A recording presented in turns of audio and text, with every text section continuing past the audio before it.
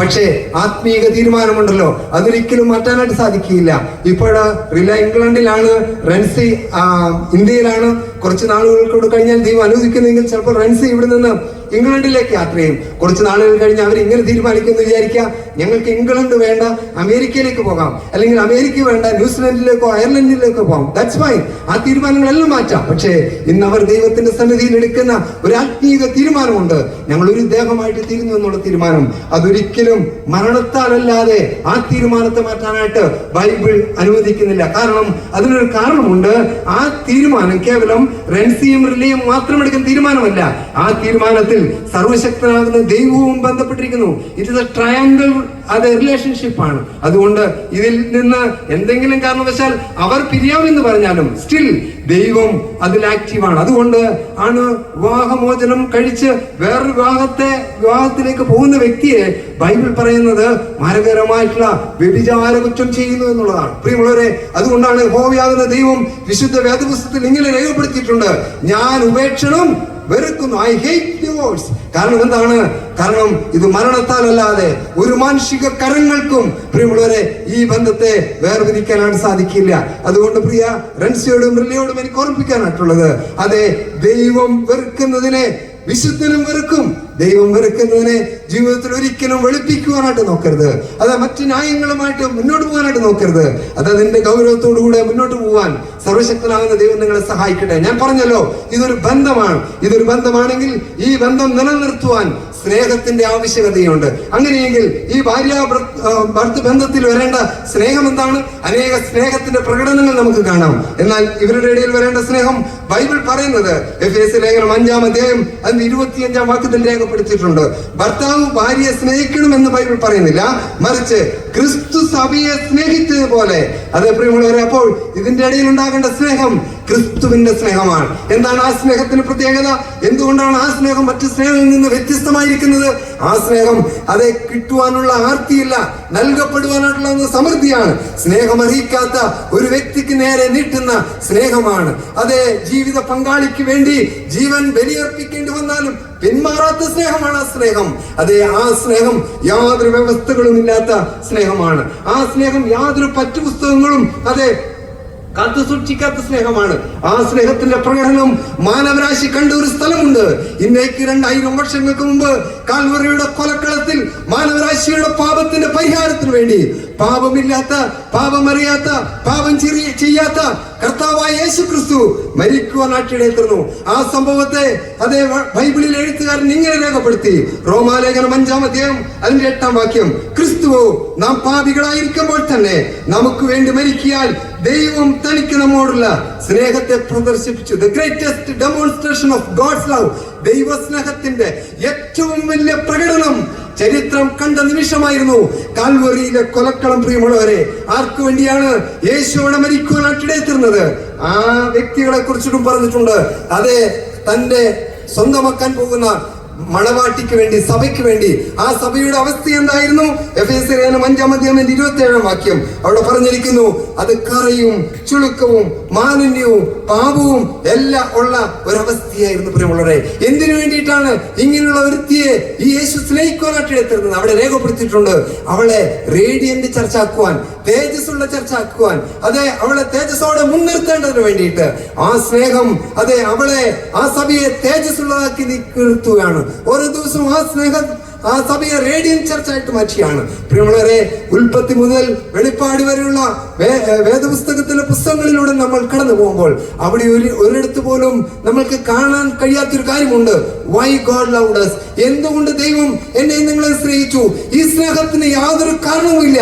ഈ സ്നേഹത്തിന് എന്തെങ്കിലും കാരണമുണ്ടെങ്കിൽ ആ സ്നേഹം ഒരിക്കലും ക്രിസ്തുവിന്റെ സ്നേഹമായിട്ട് മാറുകയില്ല. There is no reason for this love.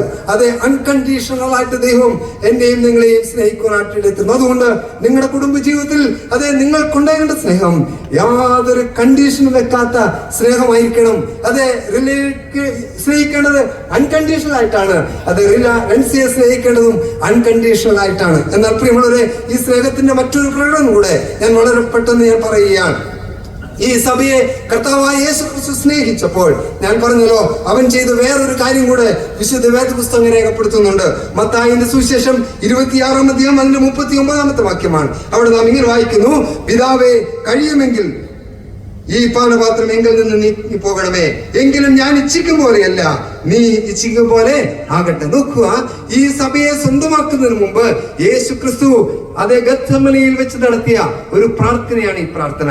എന്തിനായിരുന്നു യേശു ഈ പ്രാർത്ഥന നടത്തിയത്? കാരണം ഈ സഭയെ സ്വന്തമാക്കുന്നതിന് മുമ്പ് അവളെ സ്വന്തമാക്കുവാൻ വേണ്ടി താൻ കടന്നു പോകേണ്ട കഷ്ടാനുഭവങ്ങളെ ആത്മാവിൽ താൻ കാണാനായിട്ട് എത്തുന്നു. 33 വയസ്സുള്ള ഒരു യഹൂദ ബാലൻ താൻ ചുമക്കേണ്ട അതേ മരക്കുരിശ് താൻ കണ്ടു.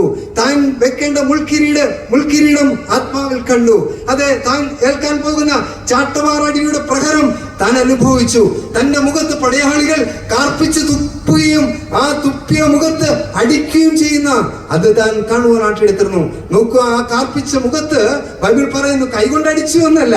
കൈകൊണ്ടടിച്ചാൽ ആ അടിക്കുന്ന വ്യക്തിയുടെ കയ്യിൽ മറ്റുള്ളവന്റെ കപവും അതേ തുപ്പലും സംഭവിക്കും. അതുകൊണ്ട് ആ മുഖത്ത് വടികൊണ്ടടിച്ചു എന്നാ പറയുന്നത്. പ്രിയമുള്ളവരെ, അങ്ങനെ അടിമുടി മുഴുവനും മുറിവുകളാൽ നിറഞ്ഞ ആ അവസ്ഥ താൻ ആത്മാവിൽ കണ്ടപ്പോൾ ഇങ്ങനെ പ്രാർത്ഥിച്ചു, പിതാവേ, കഴിയുമെങ്കിൽ ഈ പാനപാത്രം എന്നിൽ നിന്ന് നീക്കണമേ. അടുത്ത് പറയാണ്, എങ്കിലും എന്റെ ഇഷ്ടമല്ല.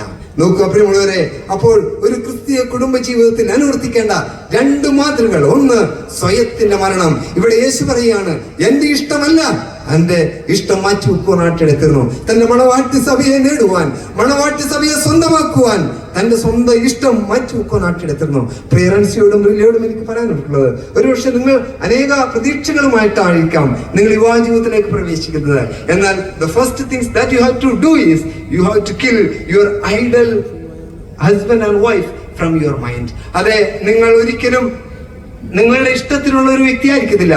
അവരിൽ പല കുറവുകളുണ്ടാകാം, കുറ്റങ്ങളുണ്ടാകാം. എന്നാൽ നിസ്വാർത്ഥമായിട്ട് അതെ നിങ്ങൾക്ക് സ്നേഹിക്കാനായിട്ട് സാധിക്കണം. രണ്ടാമത്തെ ഒരു കാര്യം എന്താണ് ഇവിടെ ചെയ്തത്? Adopting the will of the father. അതെ, പിതാവേ, നിന്റെ ഹിതം, ദൈവത്തിന്റെ ഹിതം. എന്നെ കേൾക്കുന്ന പ്രിയപ്പെട്ടവരെ, നിങ്ങളുടെ കുടുംബജീവിതം ദൈവത്തിന്റെ ഹിതം നിറവേറ്റപ്പെടുന്ന ഒരു കുടുംബജീവിതമായിട്ട് തീരുവാൻ ദൈവം ഇടയാക്കട്ടെ.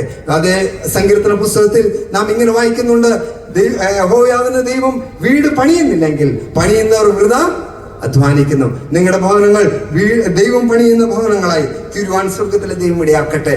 സങ്കീർത്തനക്കാരൻ ഇങ്ങനെയും പറഞ്ഞു, ഞാൻ പരദേശിയായി പാർക്കുന്ന വീട്ടിൽ നിന്റെ ചട്ടങ്ങൾ എന്റെ കീർത്തനങ്ങളാകുന്നു. വരും ദിവസങ്ങളിൽ ഈ ദൈവത്തിന് 1-ാം സ്ഥാനം കൊടുത്തുകൊണ്ട് വരും നാളുകളിൽ ജീവിക്കുവാൻ സ്വർഗത്തിലെ ദൈവം നിങ്ങളെ ഇടയാക്കട്ടെ. അവസാനമായി ഒരു കാര്യം കൂടെ പറഞ്ഞ് എന്റെ വാക്കുകളിൽ നിന്ന് വിരമിക്കുകയാണ്. മൂന്നാമതായിട്ട്, it is A symbolic relationship. ഇതൊരു പ്രതീകാത്മകമായിട്ടുള്ള ഒരു ബന്ധമാണ്. നമുക്കറിയാം, ഈ ലോകത്തില് ഒരു വ്യക്തിക്ക് സ്ഥാപിക്കാൻ പറ്റുന്ന രണ്ടാമത്തെ ഏറ്റവും പ്രധാനപ്പെട്ട ബന്ധമാണ് വിവാഹമെന്ന് ഓൾറെഡി ജോമനിവിടെ ഓർമ്മിപ്പിക്കുവാനായിട്ട് എടുത്തിരുന്നു. എന്നാൽ ഒരു വ്യക്തി ഏറ്റവും ആദ്യമായിട്ട് സ്ഥാപിക്കേണ്ട ബന്ധത്തെക്കുറിച്ചും വിശുദ്ധ വേദപുസ്തകം രേഖപ്പെടുത്തുന്നുണ്ട്. അത് ഏത് ബന്ധമാണ്?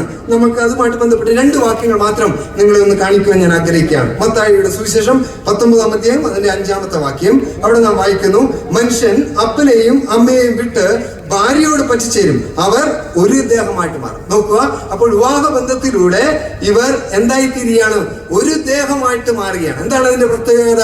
ഒരു ദേഹമായിട്ട് തീരുക എന്ന് പറഞ്ഞാൽ ഈ ദേഹത്തിന്റെ ബന്ധം എത്രത്തോളം നാളുകൾ ഈ ഭൂമിയിൽ നിലനിൽക്കും? കാരണം മരണം വരെ മാത്രമേ ഉള്ളൂ. എന്ന് പറഞ്ഞാൽ വിവാഹബന്ധം ഒരു ലൗകിക ബന്ധമാണ്, അല്ലെങ്കിൽ ഒരു ലോകത്തിലെ ബന്ധമാണ്. അല്ലെങ്കിൽ അത് കുറച്ചും കൂടി ഒന്ന് വ്യക്തമാക്കിയാൽ, ഈ ലോകത്തിൽ ആരംഭിച്ച് ഈ ലോകത്തിൽ അവസാനിക്കുന്ന ഒരു ബന്ധമാണ് അതെ വിവാഹബന്ധം എന്നുള്ളത്. അതെത്ര ശക്തമാണെങ്കിലും, അതെത്ര വ്യക്തമാണെങ്കിലും, അതെത്ര ആഴമാണെങ്കിലും മരണം കൊണ്ട് ആ ബന്ധം അവസാനിക്കും. ലോകത്തിലെ എല്ലാ ബന്ധങ്ങളും മരണം കൊണ്ട് അവസാനിക്കുമെന്നാണ് വിശുദ്ധ വേദപുസ്തകം പറയുന്നത്. എന്നാൽ മരണം കൊണ്ട് അവസാനിക്കാത്ത ഒരു ബന്ധം കൂടെ ബൈബിൾ നമ്മളെ പരിചയപ്പെടുത്തുന്നുണ്ട്. അതെവിടെയാണ്? 1 കൊരിന്ത്യർ 6-ാം അധ്യായം അതിന്റെ 17-ാമത്തെ വാക്യം. അവിടെ നാം ഇങ്ങനെ വായിക്കുന്നു, ഒരുവൻ കർത്താവിനോട് പറ്റിച്ചേരുമ്പോൾ അവനുമായി ഏക ആത്മാവാകുന്നു. അപ്പോൾ നോക്കുക, ഒരുവൻ ഭാര്യയോട് പറ്റിച്ചേരുമ്പോൾ അവൻ ഏകദേഹമാകുന്നു. ആ ദേഹി ബന്ധം മരണം കൊണ്ട് അവസാനിക്കുന്നു. എന്നാൽ ഒരു വ്യക്തി ക്രിസ്തുവിനെ കുഞ്ഞിനോട് പറ്റിച്ചേരുമ്പോൾ എന്ത് സംഭവിക്കുന്നു? ആത്മാവായിട്ട് മാറുന്നു. ആത്മാവിന് മരണമില്ല, അത് നിത്യമാകുന്ന ബന്ധമാണ്. അത് ഈ ഭൂമിയിൽ ആരംഭിച്ച് യുഗായുഗമായിട്ട് തുടരുന്ന ബന്ധമാണ് പ്രിയമുള്ളവരെ. അതുകൊണ്ടാണ് ഭക്തകവി ആ ബന്ധത്തെ കുറിച്ച് ഇങ്ങനെ പാടി: മരണത്താൽ മറയാത്ത മഹൽ സ്നേഹപ്രഭയാൽ പിരിയാബന്ധമാണിതു യുഗകാലം വരെയും. പിരിയാബന്ധമാണിതു പിരിയാബന്ധമാണിതു പിരിയാബന്ധമാണിതു യുഗകാലം വരെയും. നോക്കുകയെ, ഈ ലോകത്തിലെ എല്ലാ ബന്ധങ്ങളും മരണം കൊണ്ട് അവസാനിക്കുമ്പോൾ യുഗായുഗമായി നിലനിൽക്കുന്ന ഏക ബന്ധം അത് ഏത് ബന്ധമാണ്? ക്രിസ്തുവുമായിട്ടുള്ള ബന്ധമാണ്. അതുകൊണ്ട് ഇന്ന് ഈ ഓഡിറ്റോറിയത്തിൽ കടന്നു വന്ന നിങ്ങളോട് വളരെ സ്നേഹത്തിന്റെ ആത്മാവിൽ ഞാൻ ഒരു കാര്യം ഓർമ്മിപ്പിക്കട്ടെ. ആരെങ്കിലും ഇന്നുവരെയും ക്രിസ്തുവുമായി ഈ യുഗായുഗമായി നിലനിൽക്കുന്ന ബന്ധം ഇതുവരെയും നിങ്ങൾക്ക് സ്ഥാപിക്കാൻ സാധിച്ചിട്ടില്ലെങ്കിൽ, പ്രിയ റൻസിയുടെയും റിലയുടെയും വിവാഹ ദിവസമാകുന്ന ഈ ദിവസം നിങ്ങളുടെ ആത്മരക്ഷയുടെ ദിവസമായി കർത്താവായ യേശു ക്രിസ്തുവുമായി അതേ ഒരു മൗലിക ബന്ധം സ്ഥാപിക്കുന്ന ദിവസമായി തീരുവാൻ സ്വർഗത്തിലെ ദൈവം ഇടയാക്കട്ടെ. അതെങ്ങനെ സാധിക്കും? ഗലാത്യ ലേഖനം 3-ാം അധ്യായം 26-ാം വാക്യം വ്യക്തമാക്കുന്നു: ക്രിസ്തു യേശുവിലുള്ള വിശ്വാസത്താൽ നിങ്ങളെല്ലാവരും ദൈവത്തിന്റെ മക്കളാകുന്നു. ഹല്ലേലൂയ. ഈ കർത്താവായ യേശു ക്രിസ്തുവിൽ വിശ്വസിക്കുക വഴി നിങ്ങൾക്ക് ദൈവത്തിന്റെ മക്കളായിട്ട് തീരുവാനായിട്ട് സാധിക്കും. യേശുവിനെ കർത്താവെന്ന് വായി കൊണ്ട് ഏറ്റുപറയും, ദൈവം മരിച്ചവരുടെ ഇടയിൽ നിന്ന് ഉയർത്തെഴുന്നേൽപ്പിച്ചു എന്ന് ഹൃദയം കൊണ്ട് വിശ്വസിക്കുകയും ചെയ്താൽ നീ രക്ഷിക്കപ്പെടും. പ്രിയമുള്ളവരെ, അങ്ങനെ നിങ്ങൾക്ക് ഈ ബന്ധത്തിലേക്ക് കടന്നു വരാനായിട്ട് ഇടയെത്തിരും. ഇനി ഒരു ചോദ്യം ഇങ്ങനെ വന്നേക്കാം: എന്തിന് ഈ ബന്ധം സ്ഥാപിക്കണം? എന്തിന് യേശു ക്രിസ്തുവായിട്ട് ബന്ധം സ്ഥാപിക്കണം? ഞാൻ മറ്റു ചില മതങ്ങളായിട്ട് സ്ഥാപിച്ചിട്ടില്ലേ? ചില തത്വങ്ങളായിട്ട് സ്ഥാപിച്ചിട്ടില്ലേ? മറ്റു ചില ഇസങ്ങളായിട്ട് സ്ഥാപിച്ചിട്ടില്ലേ? പിന്നെ എന്തിന് ഈ യേശുവുമായിട്ട് ബന്ധം സ്ഥാപിക്കണം? അല്ല പ്രിയമുള്ളവരെ, യേശുവുമായിട്ട് ബന്ധം സ്ഥാപിക്കേണ്ടതായിട്ടുണ്ട്. ലോകം ഇന്നുവരെയും കണ്ടതിൽ വെച്ച് ഏറ്റവും വലിയ പ്രൗഢ ഗംഭീരമാകുന്ന ഒരു വിവാഹത്തിന് വേണ്ടി ലോകം കളമൊഴുങ്ങിക്കൊണ്ടിരിക്കുകയാണ്. ആ വിവാഹത്തെ കുറിച്ച് പറഞ്ഞിരിക്കുന്നത് ആരുടെ വിവാഹം എന്നാണോ? കുഞ്ഞാടിന്റെ വിവാഹം എന്നാണ് വിവാഹത്തെ പറഞ്ഞിരിക്കുന്നത്. ബൈബിളിലെ ഏറ്റവും അവസാന പുസ്തകമാണ് വെളിപ്പാട് പുസ്തകം 19-ാം അധ്യായത്തിന്റെ 9-ാം വാക്യത്തിൽ ആ വിവാഹത്തെ രേഖപ്പെടുത്തിയിട്ടുണ്ട്. കുഞ്ഞാടിന്റെ കല്യാണ സദ്യക്ക് വിളിക്കപ്പെട്ടവർ ഭാഗ്യവാന്മാർ എന്നാണ് അവിടെ പറഞ്ഞിരിക്കുന്നത്. അപ്പോൾ ആരാണ് ഇവിടെ മണവാളൻ? ഇവിടെ മണവാളൻ കർത്താവായ യേശു ക്രിസ്തുവാണ്. ആരാണ് മണവാട്ടി? ഞാൻ നേരത്തെ ഓർമ്മിപ്പിച്ചതുപോലെ കർത്താവായ യേശു ക്രിസ്തുവിൽ വിശ്വസിച്ച് അവന്റെ മക്കളായി തീർന്ന എല്ലാവരും അവന്റെ മണവാട്ടിയാണ്. ഇന്നേക്ക് 2000 വർഷങ്ങൾക്ക് മുമ്പ് യെരുശലേമിൽ വെച്ച് കർത്താവായ യേശു ക്രിസ്തു ഇങ്ങനെ ലോകപ്രസിദ്ധമായ ഒരു ഡിക്ലറേഷൻ ഇങ്ങനെ നടത്തി: ഞാൻ നിങ്ങൾക്ക്, എന്നിൽ വിശ്വസിക്കുന്ന നിങ്ങൾക്ക് വേണ്ടി ഭവനം ഒരുക്കുവാനായിട്ട് ഞാൻ പോകുന്നു. ഞാൻ ഭവനം ഒരുക്കിയാൽ വീണ്ടും വരും, വീണ്ടും വന്ന് നിങ്ങളെ എന്റെ അടുക്കൽ ചേർത്തുകൊള്ളും. ഹല്ലേലൂയ. പ്രിയമുള്ളവരെ, അതെ, അവൻ ഇന്ന് സ്ഥലമൊരുക്കുവാനായിട്ട് പോയിരിക്കുകയാണ്. അതെ, അവൻ അനന്തവിദൂര ഭാവിയിൽ വീണ്ടും വരാനായിട്ട് പോകുന്നു. എന്തിനാണ് അവൻ വീണ്ടും വരാൻ പോകുന്നത്? കർത്താവായ യേശു ക്രിസ്തുവിൽ വിശ്വസിച്ച് അവന് വേണ്ടി ജീവിക്കുന്ന തന്റെ മണവാട്ടിയെ ചേർക്കുവാൻ വേണ്ടി ആകാശപ്പാളികളെ കീറിമുറിച്ച് മേഘത്തെ തട്ടാക്കിക്കൊണ്ട് ലോകം കണ്ടതിൽ വെച്ച് ഏറ്റവും വലിയ വിവാഹം തന്റെ മണവാട്ടി സഭയെ അവൻ ചേർക്കാനായിട്ട് പോവുകയാണ്. ആ വലിയ സംഭവത്തെ വിശുദ്ധ വേദപുസ്തകം ഇങ്ങനെ രേഖപ്പെടുത്തിയിരിക്കുന്നു: കർത്താവ് താൻ ഗംഭീരനാദത്തോടും പ്രധാന ദൂതന്റെ ശബ്ദത്തോടും ദൈവത്തിന്റെ കാഹളത്തോടും കൂടെ സ്വർഗത്തിൽ നിന്ന് ഇറങ്ങി വരികയും ക്രിസ്തുവിൽ മരിച്ചവർ മുമ്പേ ഉയർത്തെഴുന്നേൽക്കുകയും ചെയ്യും. പിന്നെ ജീവനോട് ശേഷിക്കുന്ന നാം അവനോട് ഒരുമിച്ച് ആകാശത്തിൽ കർത്താവിനെ എതിരേൽപ്പാൻ മേഘങ്ങളിൽ എടുക്കപ്പെടും. ഹല്ലേലൂയ. പ്രിയമുള്ളവരെ, കർത്താവായ യേശു ക്രിസ്തു വീണ്ടും വരാനായിട്ട് പോകുകയാണ്. അതുകൊണ്ട് ഇതുവരെയും ഈ യേശുവുമായിട്ട് ആരെങ്കിലും ബന്ധത്തിലേക്ക് കടന്നു വന്നിട്ടില്ലെങ്കിൽ, ഇന്ന് ഈ കർത്താവായ യേശു ക്രിസ്തു നിങ്ങളുടെ ആത്മമണവാളനായി തീർന്ന് ഈ ഓഡിറ്റോറിയത്തിൽ നിന്ന് മടങ്ങി പോവാൻ സ്വർഗത്തിലെ ദൈവം നിങ്ങളെ ഇടയാക്കട്ടെ. പ്രിയ റൻസിയുടെയും റിലയുടെയും ഈ വിവാഹത്തിന്റെ വേദി, അതെ, ആ കുഞ്ഞാടിന്റെ കല്യാണത്തിന് വേണ്ടി നിങ്ങളെ ക്ഷണിക്കുന്ന വേദിയായി കൂടെ ഞാനിപ്പോൾ ഞാൻ എടുക്കുകയാണ്. അതെ, ആ കുഞ്ഞാടിന്റെ കല്യാണത്തിന് വേണ്ടി ഞാൻ നിങ്ങളെ ക്ഷണിക്കട്ടെ. ഇവിടെ പറഞ്ഞിരിക്കുന്ന വാക്യം അതിന് വിളിക്കപ്പെട്ടവർ ഭാഗ്യവാന്മാരെന്നാണ്. പ്രിയ റൻസിയുടെയും റിലിയുടെയും വിവാഹത്തിന് നമുക്ക് സംബന്ധിക്കാൻ സാധിച്ചില്ലെങ്കിൽ അതൊരു വലിയ ഭാഗ്യക്കേടായിട്ടൊന്നും നമുക്ക് മനസ്സിലാക്കാനായിട്ട് പറ്റത്തില്ല. എന്നാൽ പ്രിയമുള്ളവരെ, ഈ കല്യാണത്തിന്, ഈ കുഞ്ഞാടിന്റെ കല്യാണത്തിന് പങ്കെടുക്കുക എന്നുള്ളത് അതൊരു വലിയ ഭാഗ്യമാണ്. ആ ഭാഗ്യത്തെ വേറൊരു ഭാഗ്യം കൊണ്ടും അത് തുലനം ചെയ്യാനായിട്ട് സാധിക്കില്ല. എന്നാൽ വേറൊരു കാര്യം കൂടെ ഞാൻ ഓർമ്മിപ്പിച്ചുകൊണ്ട് എന്റെ വാക്കുകൾ വിരമിക്കുന്നു. അതിൽ നിങ്ങൾക്ക് ക്ഷണം ലഭിക്കുന്നില്ലെങ്കിൽ അത് നിങ്ങളുടെ ജീവിതത്തിൽ വലിയൊരു നഷ്ടമായി തീരും. ആ നഷ്ടം ഒന്നുകൊണ്ടും നികത്താൻ പറ്റത്തില്ല. ആ നഷ്ടം കെടാത്ത തീയും ചാകാത്ത പുഴുവും ഉള്ള നിത്യ നരകാഗ്നിയിൽ അല്ലെങ്കിൽ കർത്താവായ യേശു ക്രിസ്തുവിൽ വിശ്വസിക്കാത്ത വ്യക്തികൾ എത്തിച്ചേരുമെന്നാണ് വിശുദ്ധ വേദപുസ്തകം രേഖപ്പെടുത്തുന്നത്. അതുകൊണ്ട് യേശുവിനെ ആത്മമണവാളനായി സ്വീകരിച്ച് അത് അനുഗ്രഹിക്കപ്പെട്ട ഒരു ജീവിതത്തിൽ ഉടമകളായി തീരുവാൻ സർവശക്തനാകുന്ന ദൈവം നിങ്ങളെ ഇടയാക്കട്ടെ. ഇങ്ങനൊരു അവസരം തന്ന പ്രിയപ്പെട്ടവരോടുള്ള ഹൃദയം നിറഞ്ഞ നന്ദി ഞാൻ ഇവിടെ അറിയിക്കുകയാണ്.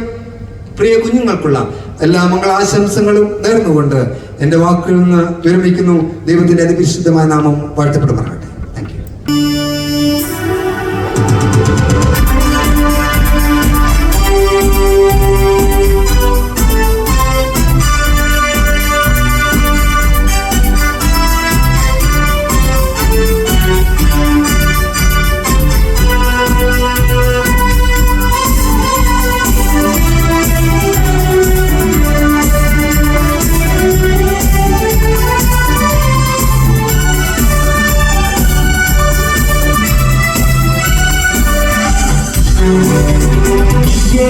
തിങ്കൾ മണിപ്പന്തലിൽ മണവാട്ടി സഭയുടെ വേളി നടക്കും. മഹിമയിൽ വാഴുന്ന മണവാളനായി മാലിന്യമേക്കാതെ നാം ഒരുങ്ങി നിൽക്കാം. മധ്യാകാശത്തിങ്കൾ മണിപ്പന്തലിൽ മണവാട്ടി സഭയുടെ വേളി നടക്കും. മഹിമയിൽ വാഴുന്ന മണവാളനായി മാലിന്യമേക്കാതെ നാം ഒരുങ്ങി നിൽക്കാം. വാനത്തിൽ മേഘത്തിൽ മധ്യവാനത്തിൽ വന്നിടും കാന്തനായി ഒരുങ്ങി നിൽക്കാം. വീണ്ടെടുക്കപ്പെട്ട ദൈവജനമേ, വിശുദ്ധിയിൽ തികച്ചു നാം ഒരുങ്ങി നിൽക്കാം. മധ്യാകാശത്തിങ്കൽ മണിപ്പന്തലിൽ മണവാട്ടി സഭയുടെ വേളി നടക്കും. മഹിമയിൽ വാഴുന്ന മണവാളനായി മാലിന്യമേക്കാതെ നാം ഒരുങ്ങി നിൽക്കാം.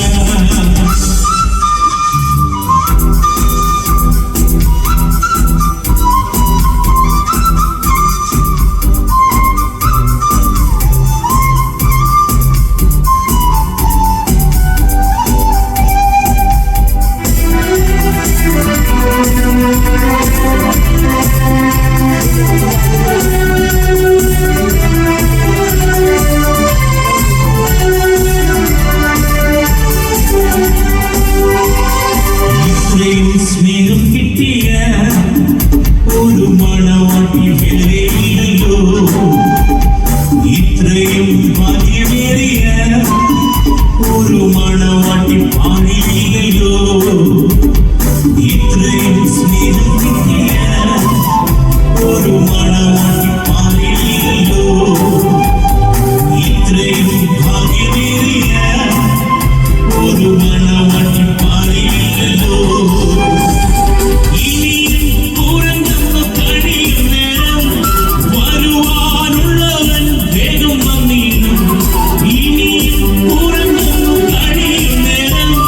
വരുവാനുള്ളവൻ വേഗം വന്നിടും. മധ്യാകാശത്തിങ്കൽ മണിപ്പന്തലിൽ മണവാട്ടി സഭയുടെ വേളി നടക്കും. മഹിമയിൽ വാഴുന്ന മണവാളനായി മാലിന്യമേക്കാതെ നാം ഒരുങ്ങി നിൽക്കാം.